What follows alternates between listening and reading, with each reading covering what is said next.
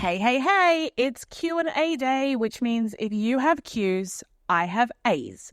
Basically, it's a question and answer day where we take all of the things that you're stuck on, the things that you just can't move past, and we give you clarity. And my favorite part of today is that a lot of people are going to benefit from the questions that were sent in, mostly by our All Access Pass holders and a few from our website Weekend participants. If you want to check out either of those programs, go over to our website and do that, travelmarketingandmedia.com. But for today, we have some great questions and I can't wait to dive in. Hey there, I'm Sandra McLemore and I have trekked both the globe and the travel industry for over 25 years. From my first steps as a travel agent to my exciting career as a travel TV host and contributor on network news and morning shows. And now, coaching over 42,000 travel entrepreneurs. Guys, I've seen the highs and the lows of what it means to market and sell travel. Whether you're taking your very first steps in the industry or scaling up to reach amazing new goals, perhaps feeling a little bit adrift and looking for a compass, you, my friend, are in the right place. In each episode, we're going to learn from stories that inspire, strategies that work, and conversations that dive deep into the heart of starting up and scaling a travel business. Fasten your seatbelts, stow away your doubts, and prepare for takeoff. This is your boarding pass to the Travel, Marketing, and Media Podcast.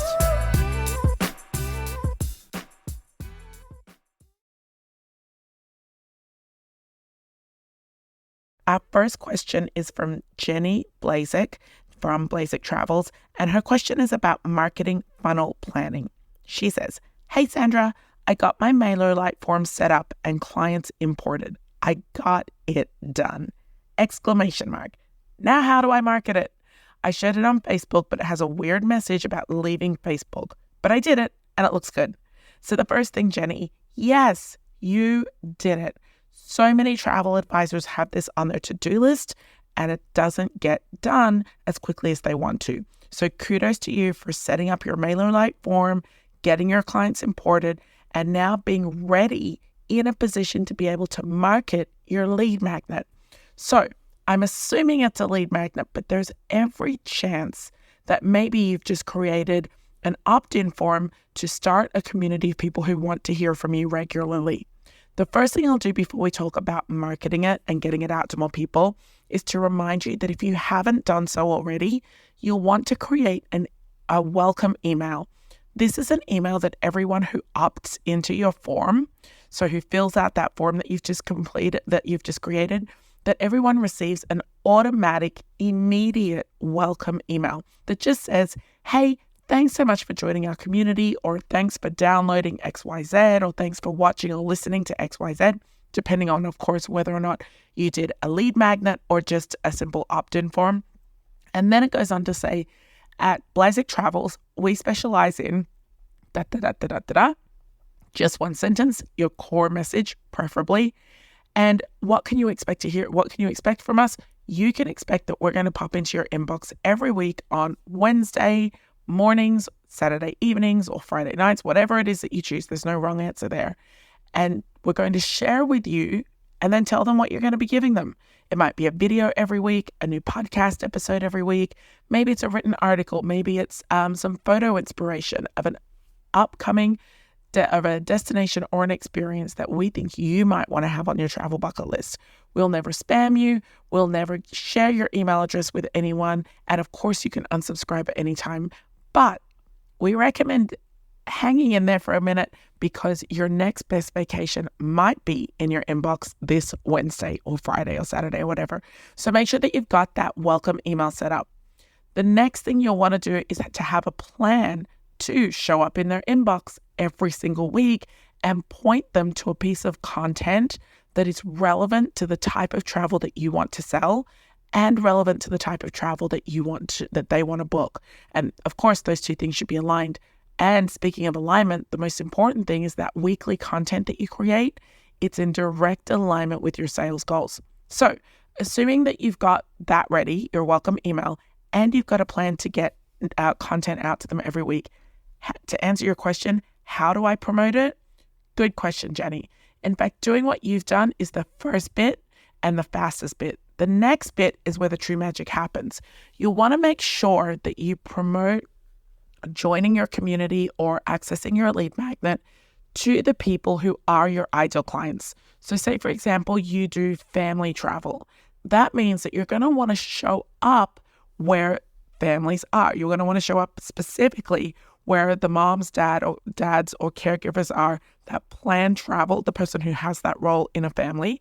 You're going to want to show up in front of them. So whether or not that is joining a Facebook group and with the permission of the group owner, promoting your link, or perhaps it might be jumping onto a podcast and being a guest about family travel. A few weeks ago, I was on TV talking about family travel tips. Now, if I had a lead magnet or an opt-in form that I could promote, I would have done it there. I would have said, for more family travel tips, check me out at sandratraveltv.com. Sandra Travel TV on social media, or sandramclemore.tv.com. If I did, recently I talked about destination weddings to a destination wedding magazine. They wanted to interview me about how to plan a destination wedding. I would have said, for more destination wedding planning tips, head over to my website and sign up for our free community where I give you tips every week, or download our free checklist, or whatever it is. So always be asking yourself, how can I get out from what I do every day and get in front of my ideal client? If you're part of Travel Marketing Revolution, our signature online course, we have an entire module that you can access right now. No matter what season of Travel Marketing Revolution you're in, you can always access the most current season. And so jump in and do that module, Jenny, if you're part of that community. But other than that, ways that you can promote your link for people to join your email list is really just to be in front of them. So podcast episodes, Facebook groups, live events, reach out to people who have the same ideal client. The promotion bit, I have to tell you, Jenny, and anyone else who's in this boat, it is the bit that you have to be the most consistent in. My email list only grows when I do things to put myself in front of my ideal client and then promote my lead magnets. So you're going to want to do exactly the same. Jenny, we are super happy for you for getting this far in. And we know that if you continue the hard work and you stick it out, you're going to see that email list grow. All right, next question is from Jamie Allison, and Jamie is from Jet Setting, and her content is about fresh weekly content. She says, my niche is celebration travel, which I've broken down into 3 categories: family, friends, and romance. I did the exercise and have my experiences in each destination. You mentioned on the PS that 1 experience per destination is our content for the week. For me, I've been doing 2 experiences per week per category. My question is, should I continue to do 1 experience per category, or 1 experience overall, but show how that 1 experience can be adapted to each type of travel group? I'm leaning toward the latter, but I'd love to hear your thoughts. Thanks so much. I love this question. So yes, I would lean towards the latter unless, okay, here's the thing. If you're sending 1 email, this is what's going to determine the answer for you, Jamie. If you're sending, and this is for anyone who has multiple niches, if you're sending 1 email and you are sending it to your entire email list that week, and it might be why the Walker's Wood experience in Jamaica is so amazing and what it's all about. That might be the experience you're talking about, right? Because you're trying to sell more of a certain supply, maybe sandals in Jamaica. So you're trying to get people to understand the experiences that they can have when they go to Jamaica. So you pick Walker's Wood, which for those of you who don't know, is a beautiful outdoor kind of mini walking tour in the mountains in a garden where you learn all about the herbs and the spices and how they were traditionally used in old school medicine. And then you go into the actual factory where the sauces are made and imported. World famous sauces are made and exported all around the world. It's a really cool activity. It's good for families because you can take kids. It's good for couples, and it's good for groups of friends, right? So if you're sending that email out to everybody on your list, you would use that 1 experience and say, here's an overview of the experience, why it's great for families. At the bottom is a subheading. This is great for families because it's outdoors, the kids can walk, it's tactile, it's interactive, they can touch, and the staff themselves are very animated and easy to They're really good at explaining things in a way that kids would love. And we're talking like kids through to teenagers. Why it's great for lovers, because this experience could foster cooking together. So it could lead to cooking together, because not only do you learn about the herb spices and you go in and see all the sauces being done, but they have a place where you can eat, and then you can attach a cooking class to that at a different location. And it's a really romantic thing to do that you can then take home and continue to do together. There's like 2 dishes that my husband and I cook together, and I love them because we work really well doing it. It's nice, it's relaxing. You can have a glass of wine, put some music on. Imagine doing that experience with your significant other while you're traveling and then bringing it home. Why it's great for friends? Because it's a little bit of everything. It's for your outdoor friend is going to love it. Your food focused friend is going to love it. Your curious friends are going to love it. So you would just list those 3 subheadings. The alternative, if you have multiple niches, is to send 3 separate emails, where you would start off the email. You would have to have your list segmented, which means you have to know exactly who on your list is a romance client, a family client, and a friends client. And then you've got to send, you would adjust the email and just go straight into it. Walker's Wood is great for families because Walker's Wood is a great experience for lovers, because when you're heading off to Jamaica with your friends, Walker's Wood is a great activity for the crew, because here's the only concern that I have doing it that way. As much as I love targeted, laser segmented marketing campaigns, there are people, you may not know who's who in your list. And 2, I am, for example, all 3 of those groups. I want to go on vacation with my friends. I want to go on vacation with my husband, and I want to go on vacation with my family.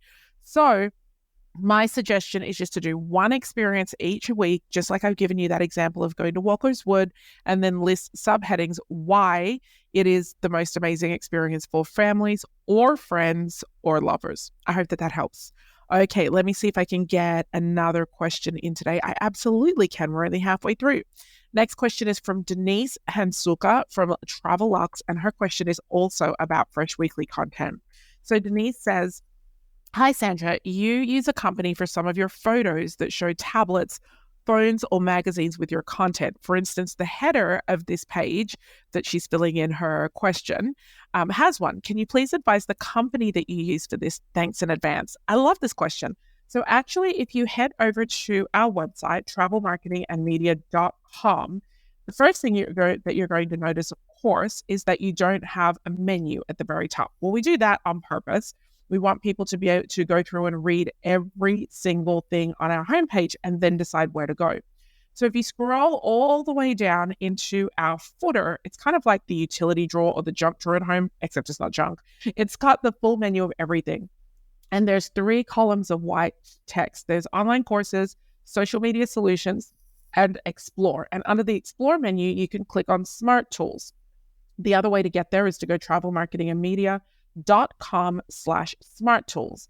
Now, inside of smart tools, you're going to find in here everything that we currently use or have ever used in our business.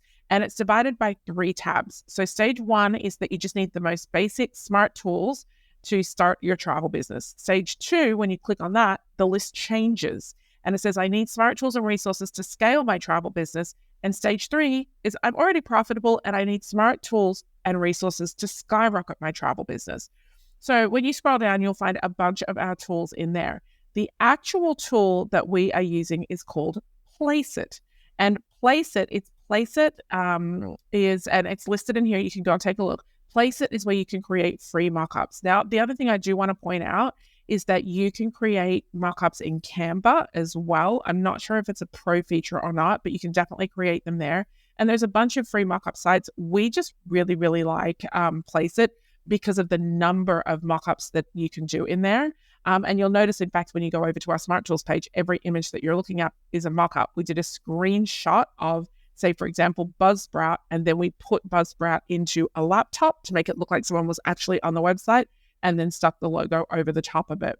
So Placeit is the one that you're looking for. Head over to our Smart Tools page and have a look at all of the different resources that we have on there, and see how we actually describe not only the resources and the tools that we use, but how you could use them in your travel business, and give you some examples. And then you can click through. Some of them are affiliate links, so we do earn commissions on some of them if they're paid products. and other ones are just our favorite ones. We've used all of them before, and we currently use a bunch of them as well. So I hope that helps. And then our last question for the day is from Anne Densk from Daybreak Destinations Travel. And her question is about fresh weekly content. So this is the content that she's putting out every single week so that she can I was going to say continue, but for some of you it's continuing and for some of you it's starting to put out weekly content. And that could be a podcast episode. It could be a video every week. It could be a blog or an article every week. Whatever you choose is the most comfortable for you. You would do the same every week. So if you're going to do a podcast, you do a podcast every single week. If you're going to do a written article or a written blog, you do that every week. If you're going to do videos, you're going to go live every week. If you're going to put up pre-recorded, do pre-recorded every week. You've got to be consistent. Now, the reason that you do that is so that you can prove expertise, because at the end of the day, your audience has the choice to book online, book with another travel advisor, book with the suppliers directly, or book through you. So you have three main competitors. You have other travel advisors, the online booking engines, and the suppliers. Now, for the most part, I don't know anybody who shops around to different travel advisors. I don't. Some people that I know, myself included, will use a different travel advisor if there's specifically a niche that they want to dig into. So for example, our travel advisors are awesome with luxury travel, specifically anything Caribbean, Mexico, and Europe. But if I'm going to go and do an African safari, I'm sure my travel advisor would do a great job, but I'm probably going to go to an Africa specialist, somebody who that's all they do all day, every day. They're up to date with the laws and with the product and with the services out there. So for the most part, people are not going to shop around travel advisors, which really leaves the two main competitors that you have, and that's online booking engines doing it themselves or going directly through the supplier. So that's why you're putting out weekly content. Now, the weekly content that you're putting out, what's it about?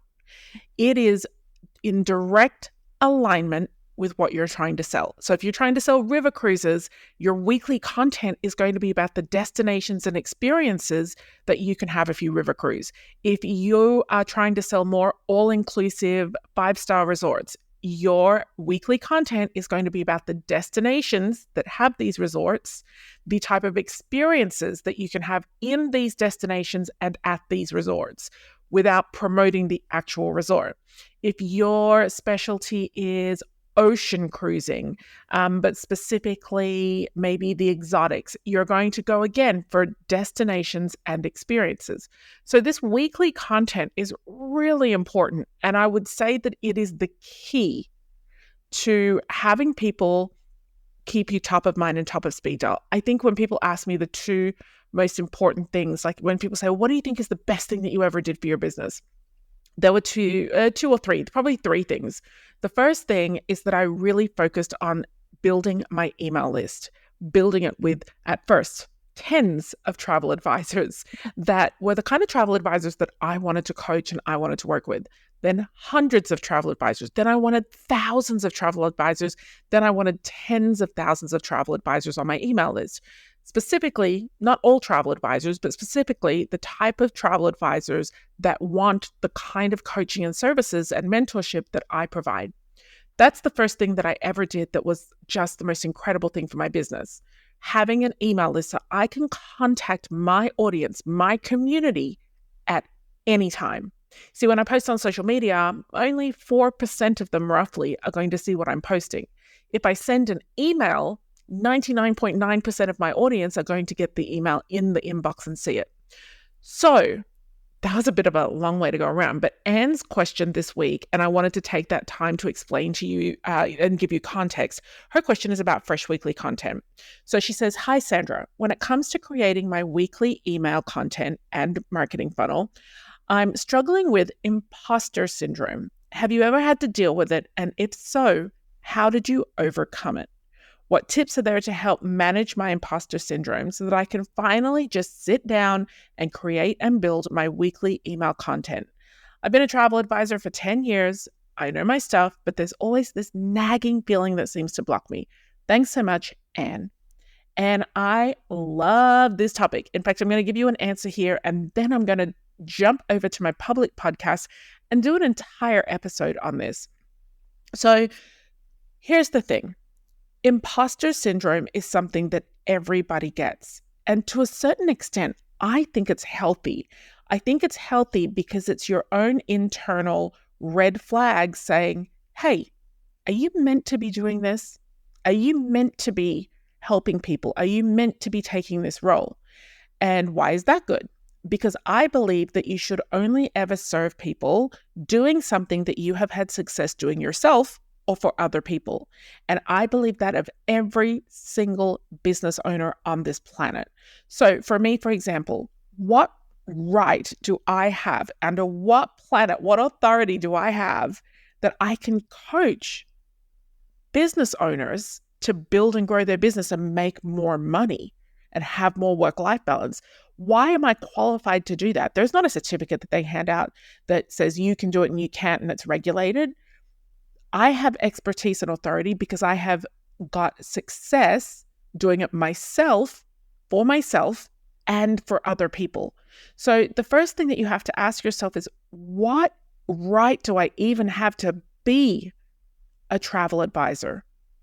Well, if you have successfully planned travel for yourself or for other people, then you have earned the right to do it. You have earned the right to say that you are an expert. If you have experience in doing something for yourself or for someone else and getting positive results, then you deserve to be there. So that's the first thing I want to ask. If any of you struggle with imposter syndrome, whether you're new to industry or like Anne, maybe you've been a travel advisor for 10 years, ask yourself, am I meant to be doing this? Have I done this successfully for other people or for myself?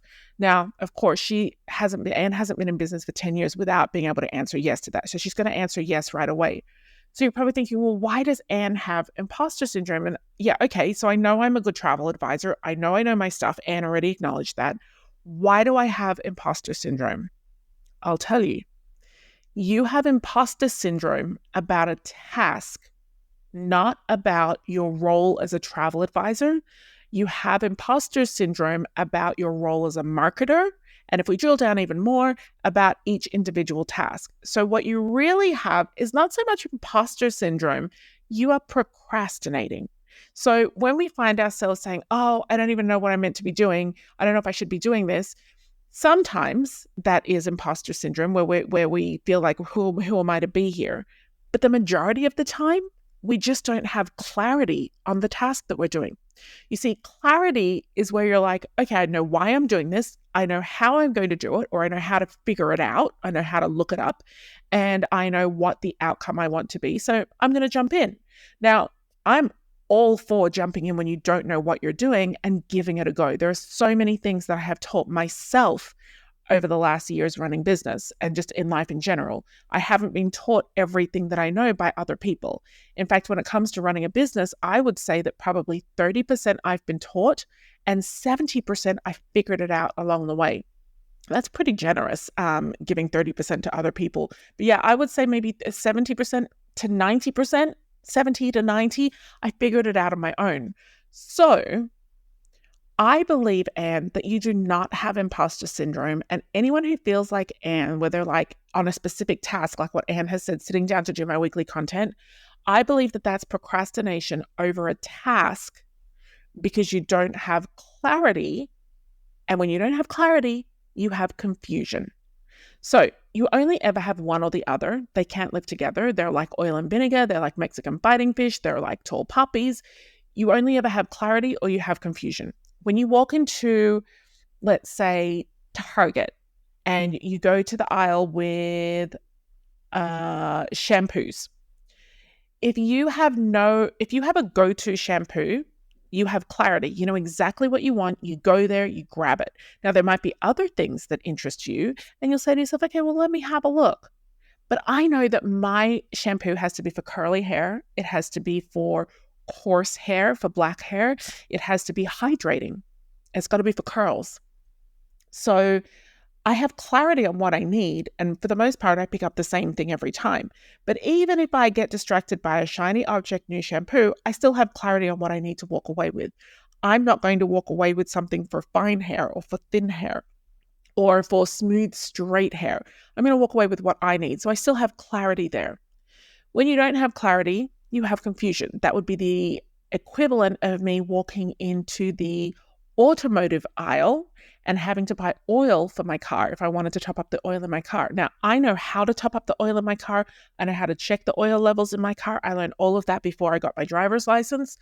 But I don't know which oil currently is the best oil on the market for my vehicle that I have right now. So I would have confusion in the automotive aisle. Now, if I went and spoke to an expert, it could be the man at the dealership who sells this brand of car that I have. It could be an expert might be my, well, here's a good example. An expert might be my husband. So there's two different types of experts. The man at the dealership or the service center, he's an expert because he has had experience doing this for other people for a period of time, probably many years. My husband doesn't have formal expertise in terms of educational qualifications, but he has successfully bought oil for his car many times. So there are two different types. It's like what I told you before. You either have to have expertise doing it for yourself or for someone else.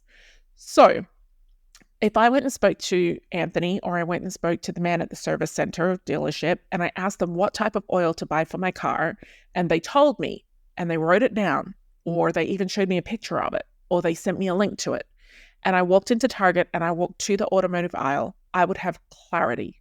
Without their help, I would have confusion. So let's get to the exact task that you're looking at. You are looking at sitting down and creating your weekly email plan. So what you're going to write about every single week, there'll be a topic every single week. And then the second part of it is actually creating that content. So, Anne, I'm going to go out on a very secure limb here and say that you have confusion over what exactly you're meant to be sending out every week. You're saying to yourself, I don't actually know what I'm meant to be writing. And if you do know what you're meant to be writing, you're saying to yourself, well, I don't have clarity on how to lay that out. So it is purely procrastination over one of those two tasks. I have imposter syndrome every time I am an MC. I think to myself, you have no experience. Well, I do have experience. I've done it many times, but I just don't think I'm that good at it. And I just don't think that people should be picking me, but they continue to book me. And I continue to show up, and it's got positive impact for my brand and for my business. But I have this imposter syndrome before I go on stage, and I don't know what it is. And it takes me maybe about an hour to get through it on stage. And after the first hour, then I'm fine for the rest of the conference. So I get it. But here's the thing. I don't have imposter syndrome on whether or not I can speak confidently in front of 1,000 or 2,000 people. I have imposter syndrome because when I break down the tasks, I don't yet have clarity. And I will tell you that my clarity comes, like I said, when I've been on stage for an hour, but the majority of clarity actually comes when I get my run sheet from the conference organizers, when I know exactly what is happening in exactly every single minute of the conference, when I have to get on stage, when I have to get off stage, what to do if a speaker runs over time, what to do if a speaker runs under time, what to do if I'm doing a fireside chat with a CEO of a travel company and they freeze. If I know exactly what I have to do and I'm prepared, all of a sudden it's not imposter syndrome. It's really just a lack of clarity in the individual tasks. And I would say also some nerves or anxiety in individual tasks can also make it feel like imposter syndrome. I know that I don't have my outfits picked out for my 2 days on stage, and that must sound so shallow to you, but my clothing and makeup and hair give me confidence when I'm on camera and on stage. So knowing that I have no idea what I'm doing, what I'm wearing, how I'm going to present myself, that gives me anxiety. And that then can very quickly snowball into you have no right being on that stage. So watch your thoughts, because your thoughts start to spiral and they become your actions and they define your character and they give you these limiting beliefs. So next time you find yourself thinking, I can't do this or I have imposter syndrome, break it down task by task. And ask yourself, which task specifically is it here that's giving me the feelings? And then ask yourself, do I have clarity around the task or do I have confusion? I hope that that helps you, Anne, and anyone else who ever feels in this situation.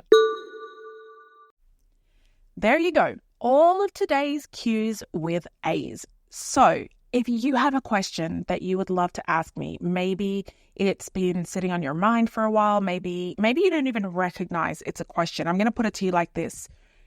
Not if you have a question, more, are you stuck? If you are stuck on something and you just can't seem to push through, maybe it's that you don't know what the answer is, or maybe it's that you're trying to do something, but it just feels like Groundhog Day and it's never getting better and it's never moving forward. If you have a question or you're stuck on something and you're an All Access Pass member, send your question in to me. I would love to answer it on an upcoming episode of the podcast. Until next episode, bye for now.